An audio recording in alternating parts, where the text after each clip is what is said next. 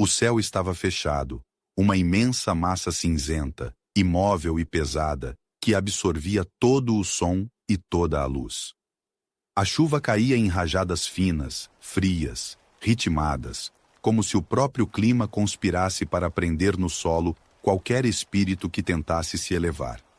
Na estrada lamacenta que cortava o bosque, um carro preto avançava lentamente, seus pneus afundando no terreno molhado. O veículo parecia deslocado, como uma figura solitária em uma pintura sombria. Não havia outros sons além do arranhar da borracha contra o chão encharcado e o murmúrio distante dos trovões que ecoavam no horizonte. A mansão surgiu imponente no final da estrada, uma construção antiga de pedra escura, suas paredes manchadas pelo tempo e pelas intempéries. As janelas eram grandes e opressoras, com cortinas pesadas que mal deixavam entrever a luz amarelada lá dentro. A porta principal, um portão de madeira escura e ornamentada com detalhes em ferro forjado, parecia resistir à presença de qualquer um que ousasse cruzá-la. Atrás da mansão, o bosque se estendia como um oceano negro e infinito, suas árvores antigas e retorcidas criando uma barreira quase impenetrável. 5 convidados. Esse era o número exato de pessoas que foram convocadas para aquela reunião misteriosa. Não era um convite comum. Nenhum deles sabia o propósito da reunião, nem quem realmente havia enviado os convites. Cada um dos convidados carregava um pedaço de uma história que os unia, ainda que essa ligação fosse sutil e invisível, como um fio de teia que se esticava entre eles, prestes a se partir. Cada um deles tinha uma razão para estar ali, e ao mesmo tempo, todos pareciam desconfiar dessa mesma razão. À medida que os convidados chegavam, um a um, a sensação de isolamento só aumentava. O bosque ao redor parecia engoli-los, e a mansão, com sua fachada severa, era como um santuário sombrio, onde qualquer luz parecia se apagar. A tempestade que se formava no céu garantiu que ninguém pudesse ir embora tão cedo. Todos estavam presos ali, pelo menos até o amanhecer. Ao entrar, os convidados se deparavam com um grande salão, mal iluminado por velas dispostas em candelabros antigos.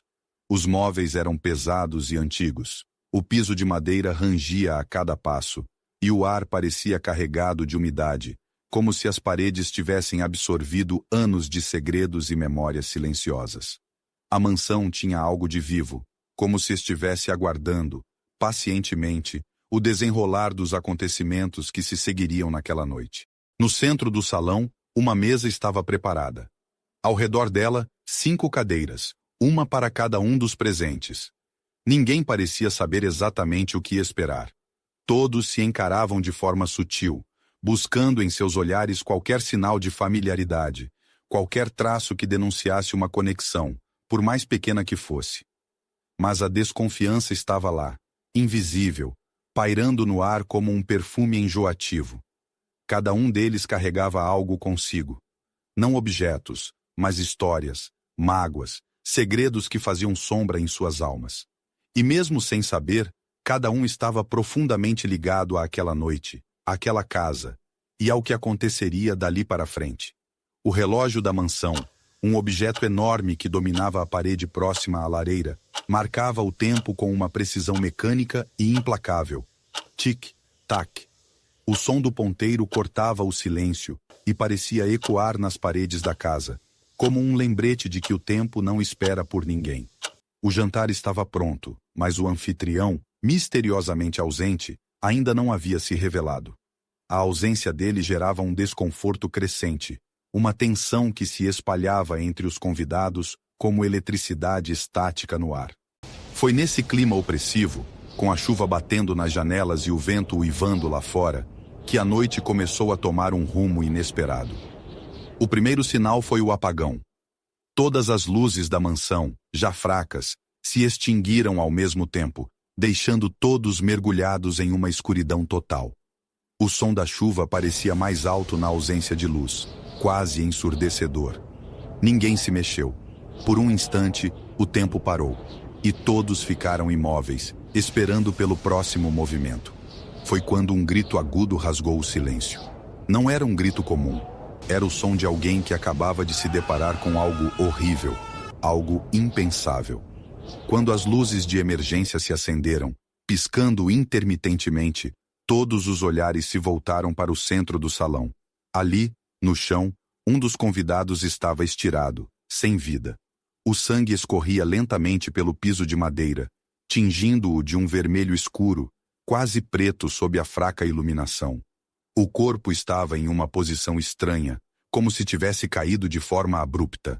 Ao lado dele, uma arma inusitada. Uma das velas do candelabro fora arrancada de seu suporte e usada como arma improvisada. A primeira morte havia acontecido.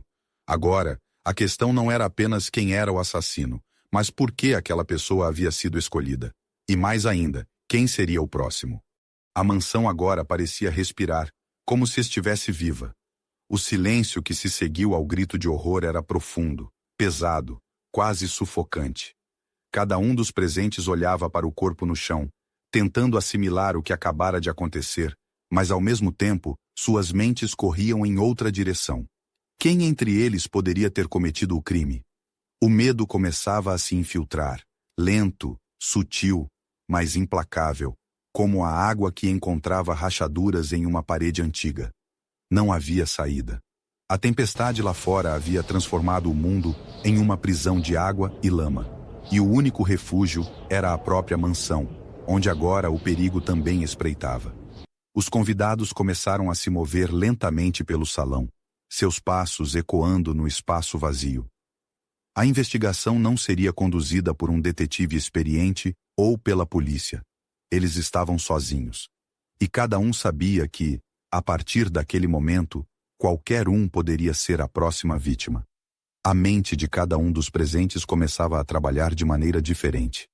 Enquanto alguns procuravam manter a calma, outros já estavam à beira de um colapso. A tensão no ar se transformava em algo tangível, quase palpável. O som da chuva lá fora continuava incessante, enquanto dentro da mansão o tempo parecia estagnado. Eles estavam presos naquele momento, e com o passar das horas, a sensação de claustrofobia aumentava. Eles decidiram em silêncio que precisavam agir. O grupo se separou, como se a ideia de se manter unido aumentasse ainda mais a desconfiança. A morte na sala, o corpo ali exposto e o som da chuva se fundiam em uma sinfonia fúnebre. Não havia mais como ignorar o fato. Estavam todos presos em uma armadilha, e o assassino caminhava entre eles. A primeira a se aproximar do corpo foi Clara, uma mulher de meia-idade, de gestos calculados e olhar frio. Ela não tocou o cadáver, mas seus olhos se demoraram na cena do crime, como se tentasse absorver cada detalhe. O chão de madeira, encharcado de sangue, os vestígios da cera da vela derretida que agora era uma arma de morte. Um instrumento frágil, incomum, mas letal nas mãos certas. O corpo caído era de Lucas, um homem de poucas palavras, cuja presença naquela noite parecia tão fora de lugar quanto a tempestade lá fora. Ninguém o conhecia realmente bem. Um rosto entre outros, um convidado a mais. A questão de por que ele havia sido o primeiro a cair parecia, naquele momento, irrelevante. A prioridade era sobreviver. Clara sabia disso. E sabia também que as horas seguintes seriam cruciais. No entanto, havia algo no corpo de Lucas que lhe chamava a atenção. O local da queda. Ele estava próximo à mesa, mas seu braço estendido parecia apontar para algo além. Como se, no último instante, sua mente tivesse tentado comunicar algo, uma mensagem silenciosa que agora precisava ser decifrada. A morte, aparentemente violenta e sem sentido, começava a se revestir de uma camada de mistério mais densa. Enquanto Clara observava, outros começavam a se mover pela mansão. Helena, uma jovem elegante e de traços pálidos, parecia andar em círculos, movida por uma ansiedade crescente. Seus olhos percorriam o ambiente como se procurassem uma saída, uma rota de fuga, algo que pudesse quebrar o ciclo de pânico que já se instalava em seu peito. Mas a mansão não oferecia escapatórias fáceis.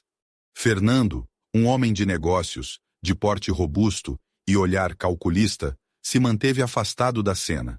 Ele se posicionou próximo à lareira, como se o calor do fogo pudesse acalmá-lo. Mas havia algo em sua postura que indicava uma mente inquieta. Seus pensamentos eram um turbilhão, calculando possibilidades, suspeitas, alianças e traições. Ele sabia que não havia mais espaço para confiança entre eles. E o silêncio incômodo da sala era prova disso. O único que se arriscou a sair foi Renato, um homem magro e alto, de feições angulosas. Ele decidiu explorar o restante da casa, como se acreditasse que a chave para resolver aquele quebra-cabeça estivesse em algum canto escondido. Seu andar era rápido e silencioso, e seus olhos escaneavam os corredores com precisão. A mansão, com seus corredores longos e paredes escuras, parecia maior agora, quase labiríntica, e Renato sentia o peso de cada passo. As sombras pareciam crescer ao redor dele, ampliadas pelas luzes trêmulas das velas, criando figuras disformes que quase lhe tiravam o fôlego. Enquanto isso, Clara permanecia imóvel ao lado do corpo. Sua mente, metódica e fria, começava a juntar as peças.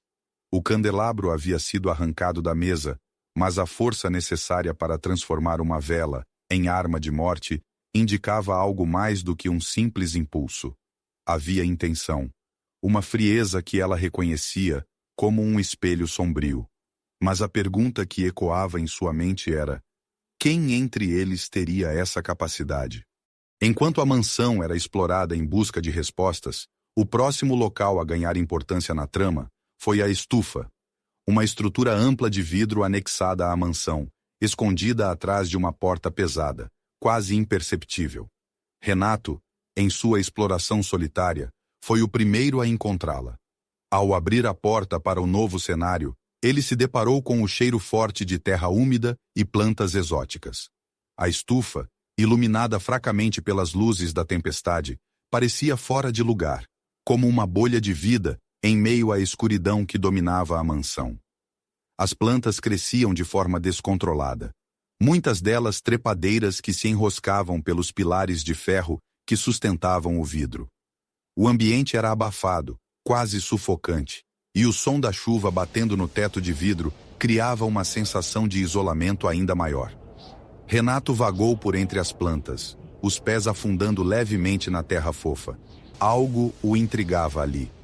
A estufa, que parecia negligenciada e sem propósito, possuía uma energia particular, como se o próprio ambiente estivesse saturado de algo que não conseguia identificar. Foi quando ele notou uma pequena mesa no canto, coberta por uma fina camada de pó, algo que indicava que ninguém a utilizava há tempos. No entanto, sobre ela, havia um único objeto limpo, um pequeno envelope branco. Ele o pegou, sem pensar muito nas consequências, e o abriu. Lá dentro, havia apenas uma frase escrita em caligrafia apressada: "O que você procura está onde menos espera." Renato guardou o bilhete no bolso, o coração disparado.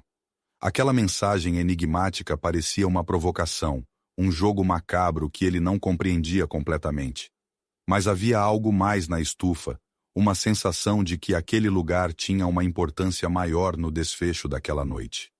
Ele voltou para o salão principal, decidido a manter aquela descoberta para si, pelo menos por enquanto. Cada um dos presentes começava a se afundar cada vez mais nas próprias paranoias, e a sensação de que estavam todos sendo manipulados apenas crescia. Enquanto Renato explorava a estufa, dentro da mansão, as tensões continuavam a subir. Clara, ainda ao lado do corpo, começou a perceber sutilezas nos comportamentos dos outros. Os olhares que se evitavam, as respirações rápidas, os gestos nervosos. Cada um parecia carregar um fardo invisível, um segredo enterrado profundamente, e aos poucos, tudo começava a vir à tona. Fernando, que até então havia permanecido calado e distante, começou a caminhar lentamente em direção ao corpo. Seus olhos analisavam não apenas a cena do crime, mas também a reação dos outros, como se estivesse tentando identificar algum traço de culpa nos rostos dos presentes. Ele era um homem que confiava em suas intuições, e naquele momento, seu instinto lhe dizia que a verdade estava mais próxima do que parecia. Foi então que uma nova revelação veio à tona. um detalhe que passara despercebido até então. Na mão do cadáver, um pequeno pedaço de tecido, como se Lucas, em seus momentos finais, tivesse lutado com alguém e arrancado aquela evidência. O tecido, escuro e pesado, parecia pertencer a uma peça de roupa, mas, no estado fragmentado em que se encontrava, era impossível dizer a quem pertencia. Clara, ao perceber isso, se abaixou e pegou o tecido, analisando-o com cuidado. Aquilo mudava tudo. Agora, não se tratava apenas de suspeitar uns dos outros. Havia uma pista concreta, e ela sabia que, se agisse com inteligência, poderia usá-la a seu favor. O relógio continuava a marcar o tempo, implacável, enquanto cada vez mais segredos começavam a emergir das sombras daquela mansão. Agora, o jogo realmente havia começado.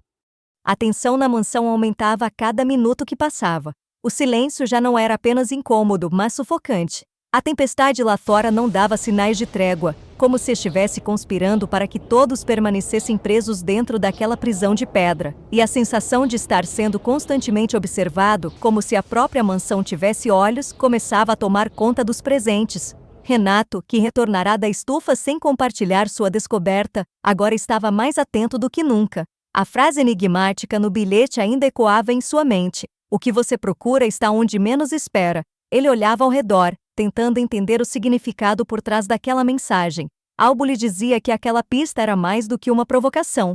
Talvez fosse uma advertência. Mas a dúvida permanecia. Estava ele sendo guiado para uma armadilha? Enquanto isso, Fernando havia se tornado mais inquieto. Seus olhos analisavam cada movimento dos outros, especialmente de Clara, que ainda segurava o pequeno pedaço de tecido retirado do corpo de Lucas. Ele sabia que aquele fragmento de roupa era uma pista crucial e que em algum momento alguém se desesperaria. Se o assassino ainda não tivesse sido desmascarado, ele com certeza estaria agora a um passo de cometer um erro. Fernando, com sua mente lógica e controlada, sentia que estava próximo de desvendar quem, entre eles, carregava o fardo da culpa. Já Helena, a jovem de traços pálidos e comportamento nervoso, começava a demonstrar sinais claros de desestabilização. Ela não parava de andar em círculos, seus passos ecoando pelo salão enquanto sua respiração se tornava mais irregular. As sombras nas paredes pareciam crescer, ameaçadoras, cada vez que a luz das velas oscilava. Helena sentia o peso de algo invisível sobre ela, algo que não conseguia identificar, mas que estava sempre presente à espreita. A mansão, com seus corredores vazios e salas abafadas, não oferecia qualquer consolo.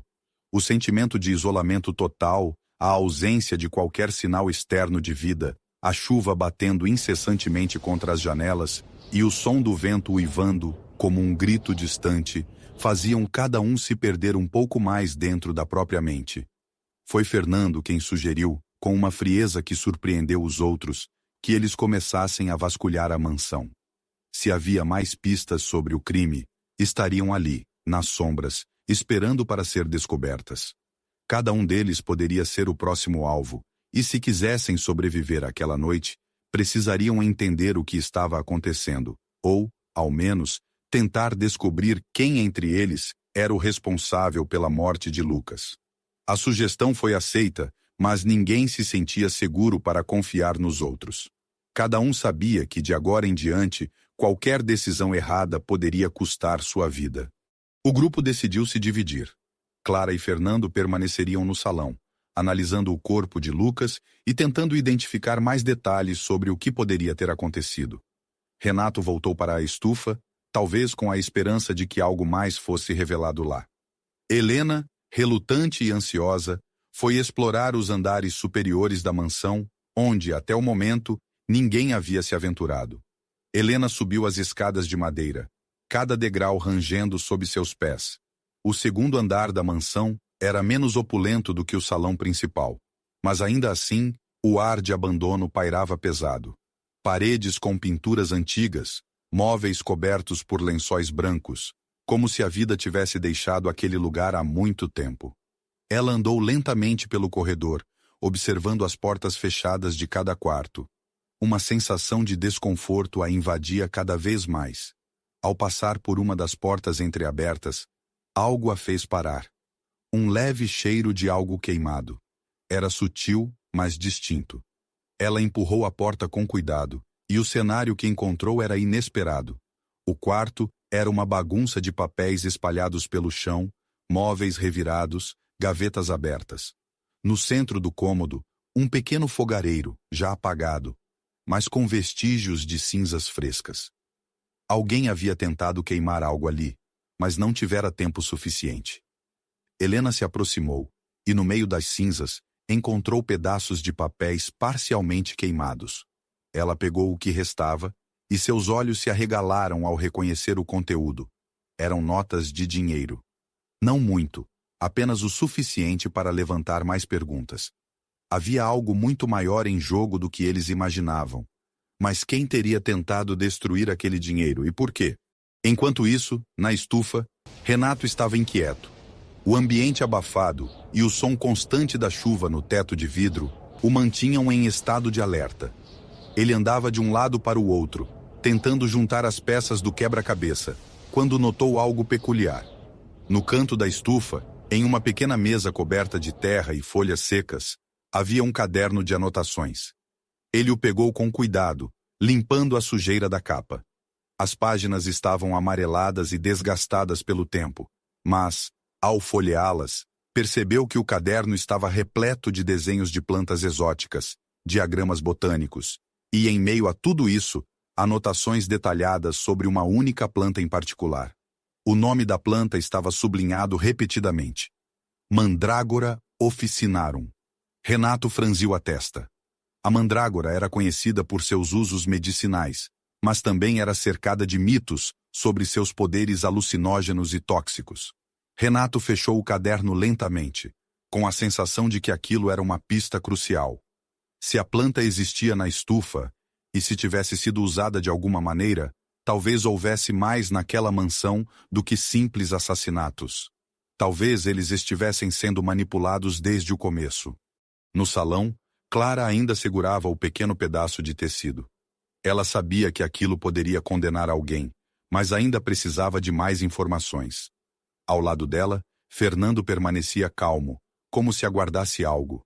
A tensão entre os dois era palpável, e o corpo de Lucas, estendido no chão, parecia agora mais um símbolo de tudo o que estava por vir.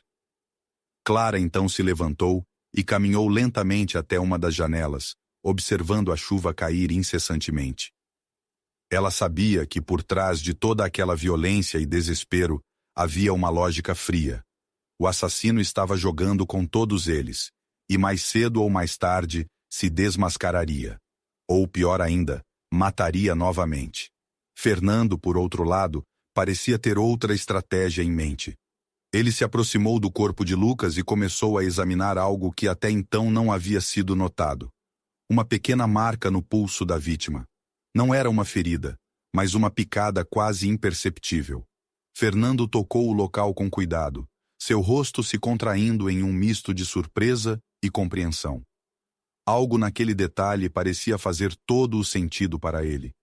Quando ele levantou os olhos para Clara, seu olhar já não era mais de simples suspeita. Ele havia encontrado uma resposta. Mas o tempo estava contra eles, e o verdadeiro desfecho daquela noite ainda estava por vir. Desde o momento em que o corpo de Lucas foi encontrado, estirado no chão do salão com a vela arrancada de seu candelabro ao lado de sua mão já fria, Fernando parecia atuar sob uma lógica que escapava aos outros. Ele não se perturbava com o pânico crescente de Clara ou com os sinais claros de desespero que tomavam conta de Renato. Para ele, a cena do crime era um palco cuidadosamente montado, e ele sabia que cada detalhe fazia parte de um enredo muito maior, que apenas ele compreendia completamente.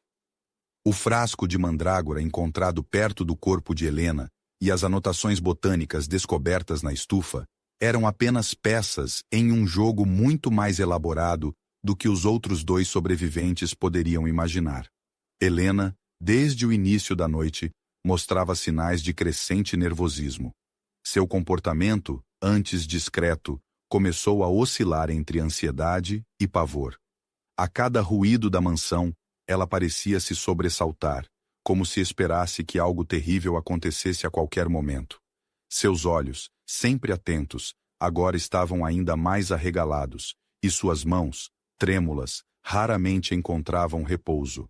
Clara e Renato notaram seu estado, mas atribuíam isso à situação de tensão extrema que todos enfrentavam. No entanto, em algum ponto da noite, após a descoberta do corpo de Lucas, Helena desapareceu. A princípio ninguém notou, pois a confusão e o choque ainda dominavam o ambiente. A tensão era tanta que qualquer ausência breve parecia normal naquele caos. Mas, à medida que os minutos se arrastavam e Helena não retornava ao salão, a sua ausência começou a pesar. Renato, por outro lado, estava à beira de um colapso. Sua mente havia se tornado um campo de batalha, onde o medo e a paranoia lutavam incessantemente. A estufa, que no início lhe parecia um refúgio, agora se revelava tão opressiva quanto o salão onde os corpos começavam a se acumular. As plantas exóticas e o cheiro adocicado da terra úmida já não ofereciam consolo. Ao contrário, tornavam o ar pesado, quase sufocante. O bilhete enigmático que encontrara, o que você procura, está onde menos espera. O consumia, mas quanto mais tentava decifrar seu significado, mais ele sentia que estava se afastando da verdade. O veneno que impregnava o ar parecia ter se infiltrado em seus pensamentos, corrompendo seu julgamento. Enquanto isso, Fernando observava tudo com uma precisão clínica. Ele via o desespero crescente nos outros dois, mas não interferia. Cada reação era para ele um indício de que o plano estava funcionando perfeitamente. Ele não precisava agir diretamente. A própria situação, cuidadosamente construída, já se encarregava de empurrar Clara e Renato para o abismo psicológico que ele havia cavado. Fernando sabia que, em breve, não haveria mais necessidade de manipulação ativa. Os dois já estavam presos, não apenas na mansão, mas em suas próprias mentes corroídas pelo medo. A mansão, com seus corredores longos e suas sombras que pareciam se mover por conta própria, era um labirinto opressor. A tempestade que rugia do lado de fora apenas intensificava a sensação de isolamento, tornando impossível a fuga ou a chegada de qualquer ajuda. Aquele espaço, antes uma construção estática, havia se tornado uma personagem por si só, conspirando ao lado de Fernando, sufocando lentamente as vítimas remanescentes. As janelas estavam embaçadas pela umidade, e o vento que assobiava nas frestas das portas fazia com que os poucos sons no ambiente parecessem distantes, como se viessem de outro tempo ou dimensão. O relógio na parede, sempre implacável, marcava o passar do tempo com uma regularidade que contrastava com o caos interno dos personagens. Tic-tac, cada segundo soava como um lembrete de que o tempo não parava, mas para Clara e Renato, o tempo havia se tornado uma armadilha. A cada batida do ponteiro, a pressão aumentava. Fernando, por outro lado, estava em paz. Ele havia calculado o tempo de cada ação, de cada reação, e sabia que a tensão crescente era parte essencial do seu plano. Não havia pressa. O desfecho viria no momento certo, quando os outros dois estivessem completamente destruídos por dentro. Clara tentava focar nos detalhes, buscando uma maneira de organizar as pistas, mas a mente de Fernando era uma barreira invisível que bloqueava qualquer tentativa de raciocínio claro. Ele estava sempre presente, sempre controlando o ambiente, como se soubesse que não importa o que ela fizesse no final, todos os caminhos levariam a ele. Ela começava a perceber que o verdadeiro mistério não estava apenas nos assassinatos, mas na figura de Fernando e na maneira como ele os manipulava com tanta facilidade. Ela sentia que, de alguma forma, ele havia previsto cada movimento, cada pensamento que ela teria naquela noite. A mansão continuava a respirar ao redor deles, as paredes pareciam mais próximas a cada instante, como se estivessem se fechando lentamente, comprimindo-os em um espaço cada vez menor. As sombras, antes inofensivas, agora pareciam observá-los, como testemunhas silenciosas da tragédia que se desenrolava. Fernando movia-se como se fosse parte desse espaço, seus passos firmes mas discretos, como se fosse a única figura real em um cenário que se tornava cada vez mais onírico e distorcido para Clara e Renato. Ele sabia que em breve o colapso seria inevitável. Renato, com o corpo tenso e a mente fragmentada, começou a sentir o peso da noite de maneira avassaladora. Cada pequeno ruído se tornava uma ameaça. O sussurro do vento nas frestas das janelas parecia carregado de intenções malignas. As plantas na estufa, que antes lhe ofereciam uma sensação de controle, agora pareciam monstruosidades saídas de um pesadelo. Tudo, absolutamente tudo, ao seu redor, parecia ter sido impregnado pela influência de Fernando. E ele, mais do que ninguém, sabia que o tempo estava acabando. A tensão que pairava sobre a mansão era quase palpável. Cada som, por mais leve que fosse, reverberava pelo ambiente, como se as paredes carregassem uma memória sombria de tudo o que acontecera ali. O vento do lado de fora, constante e furioso, batia contra as janelas com violência, transformando a mansão em um refúgio opressor e isolado do mundo externo. No interior, Fernando mantinha sua postura imperturbável, seus olhos meticulosos, acompanhando os movimentos de Clara e Renato, como se estivesse observando peças de xadrez sendo movidas em um tabuleiro. Clara, ainda assombrada pelo mistério da morte de Lucas e mais recentemente de Helena, sentia-se cada vez mais encurralada. Sua mente tentava, a todo custo, organizar as informações dispersas. O pedaço de tecido na mão de Lucas, os bilhetes enigmáticos, as anotações botânicas encontradas na estufa, tudo parecia compor um quebra-cabeça insano, e ela estava convencida de que as respostas estavam diante dela, escondidas em detalhes que ainda não havia compreendido por completo. Renato, por outro lado, já estava afundando em um abismo de paranoia. A descoberta do frasco de mandrágora ao lado do corpo de Helena havia sido a última gota. Ele começava a duvidar de tudo, questionando se, de fato, cada um dos presentes ali não era, de alguma forma, um peão em um jogo muito maior.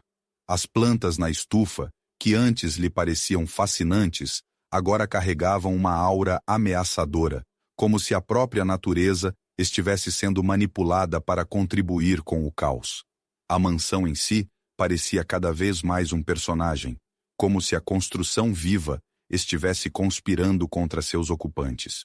O espaço, com seus corredores longos e mal iluminados, cada vez mais desconcertava os sentidos. A sensação de que as paredes estavam se fechando sobre eles aumentava a claustrofobia, tornando cada movimento um ato de resistência contra o ambiente sufocante. Os móveis antigos e as cortinas pesadas davam à mansão um ar de decadência, como se aquele espaço carregasse segredos muito mais antigos do que os que eles estavam tentando desvendar. Fernando, observando tudo com olhos frios, parecia ter uma compreensão que escapava aos outros. Ele não falava, não expressava abertamente suas intenções, mas havia algo em sua postura que sugeria que ele sabia muito mais do que demonstrava. Clara tentava decifrar seus movimentos, esperando algum deslize, algo que revelasse mais do que o comportamento controlado que ele mantinha. Mas Fernando não cometia erros. Ele estava presente em todos os momentos cruciais, mas nunca diretamente envolvido. E essa ausência de erro era o que mais perturbava Clara.